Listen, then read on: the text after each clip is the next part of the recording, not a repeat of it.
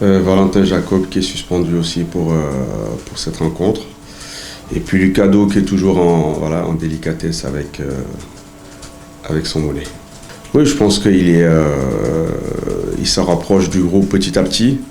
Donc là, ça fait 15 jours qu'il s'entraîne normalement. Donc voilà, il postule pour intégrer le groupe. Exactement, c'est clair qu'on aurait aimé enclencher une dynamique et une série positive qui nous aurait permis de retrouver des zones plus confortables. Mais à Rodez, pourtant, les joueurs ont été avertis que l'entame pouvait être forte. Malheureusement, on n'a pas répondu sur le premier quart d'heure. Après, il a fallu courir après le score. On est revenu en seconde mi-temps. Mais ça n'a pas suffi parce que sur la fin de match, on a vraiment manqué de force et de justesse pour pouvoir revenir dans cette partie. Mais c'est surtout le premier quart d'heure à Rodez qui nous a mis en difficulté sur cette rencontre. Le message, il est clair et net. C'est que pour que le DFC retrouve d'autres résultats, un autre visage, il faut de la régularité. Voilà, il faut de la régularité sur une rencontre. Et il faut la régularité aussi sur plusieurs rencontres. Donc on sait qu'on est capable de sortir des bonnes performances, mais ce que j'attends des joueurs, c'est pas ça. Voilà, ce que j'attends, c'est que vraiment qu'ils retrouvent de la régularité et de la constance dans la performance. Tout est lié, ouais, c'est de la concentration, c'est l'aspect mental aussi. Voilà, tous ces facteurs font que ce groupe doit montrer un autre visage pour qu'on puisse espérer jouer autre chose dans ce championnat. On est trop sur courant alternatif, un coup c'est bien, un coup c'est moins bien, et ça nous fait défaut actuellement. Donc j'attends vraiment une vraie réaction, une vraie prise de conscience sur cette seconde partie de saison pour qu'on gagne en régularité. On peut le prendre dans les deux sens. Voilà, on peut dire que la semaine d'avant, on a joué 2 matchs. On avait joué lundi et vendredi par la suite à Rodez. Eux, ils ont enchaîné derrière avec cette semaine de coupe.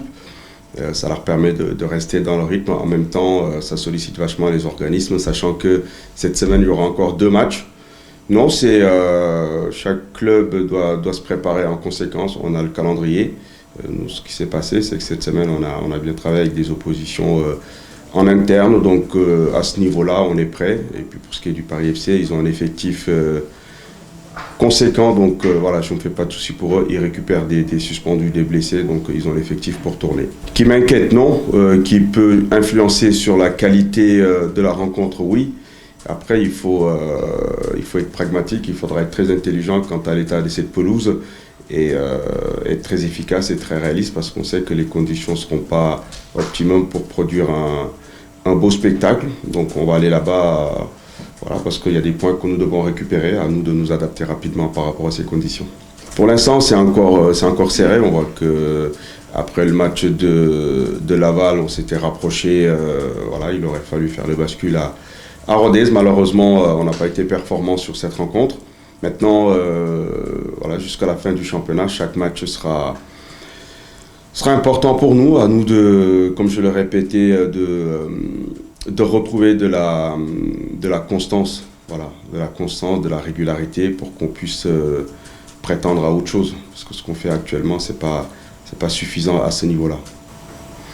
Un match difficile, c'est un prétendant depuis plusieurs années. Je pense que sur les 5 dernières années, le PFC a fait 4 fois les barrages.